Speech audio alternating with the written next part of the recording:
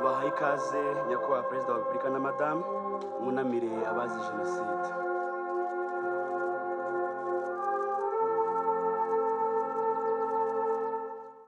Today,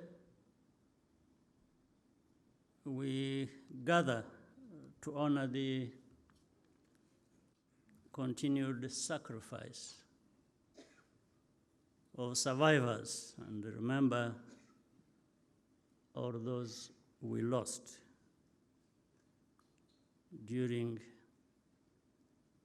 the genocide against the Tutsi. It's very clear that the wounds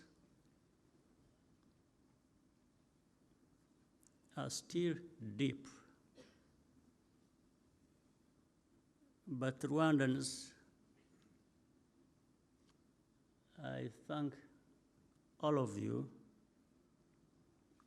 for refusing to be defined by this tragic history. And people have managed to turn the page and move forward from grieving, from crying, and people have decided to live on. And even people have been ready, have been willing to do the most difficult thing, one or the other. They have decided to forgive. Well, but we can't forget. Some of those who try to distort the facts of our history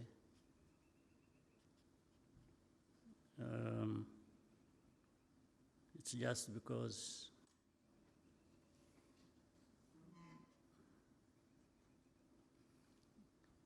they cannot be ashamed.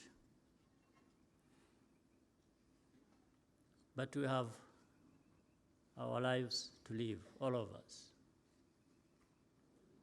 And nobody, I want to say nobody,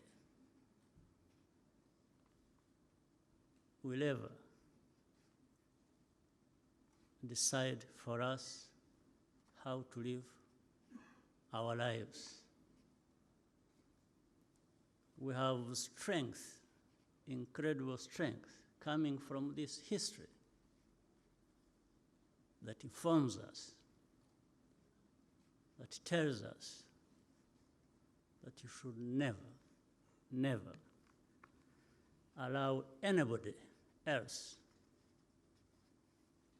to dictate to you how you live your life. And that is Rwanda today. We are polite people, we are humble people, we know where we come from, we know who we are, we listen, but at the end of the day, I want to assure you that for as long as some of us are still here, what I'm saying is just what is going to happen, that we shall have to live our lives, live the best way we can,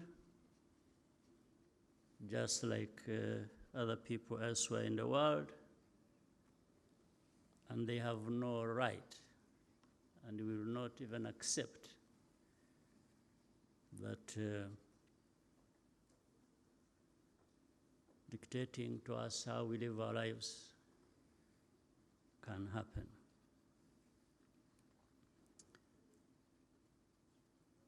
So Rwanda has transformed itself. Unity, being together, is the foundation of everything we try to do. From the beginning, we understood the need to cultivate and preserve a spirit of oneness to give us hope for a better future.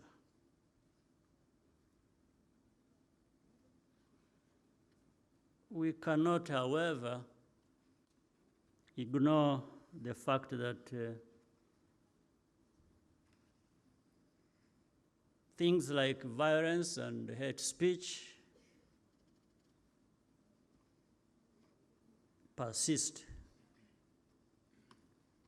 not so far away from here.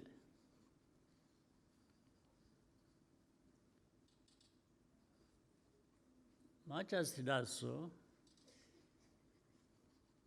you can also see the same indifference today as we saw in 1994.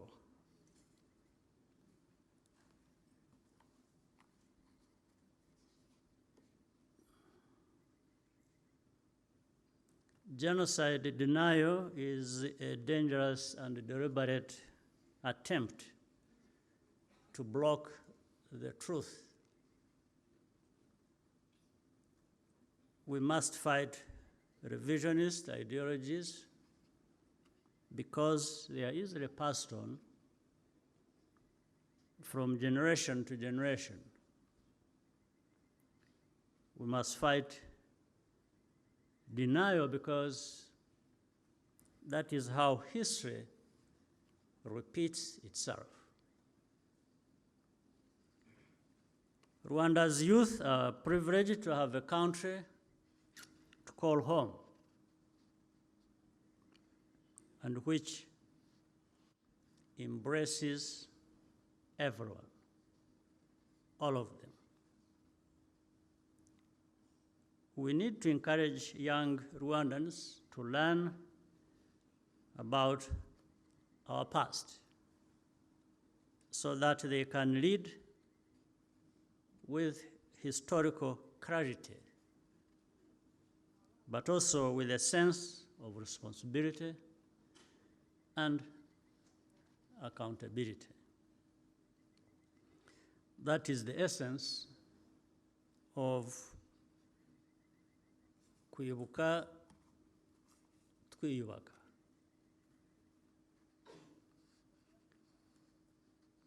Rwandans will not accept any attempt to divide us. We had enough of it, more than enough. That will not succeed again, here, ever.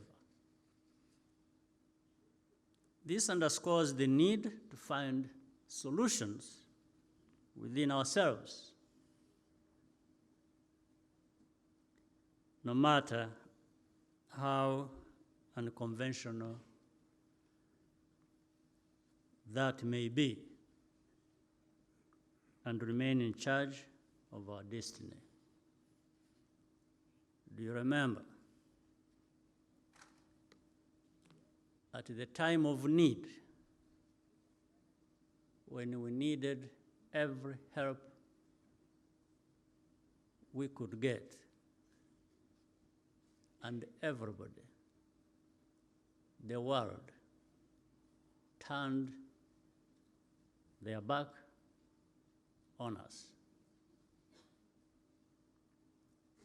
That's part of the historical facts that Bizimana told us.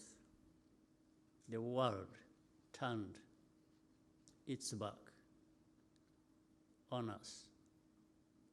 So that is simple. The message is, you are on your own. So we should learn to be on our own. And I think we have learned enough. If people help, we appreciate. If they don't,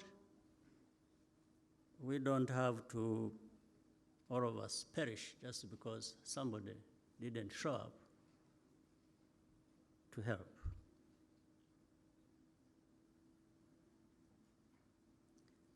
Therefore, the most important lesson our country has learned is to transform challenges into opportunities. And also use so little to do a lot.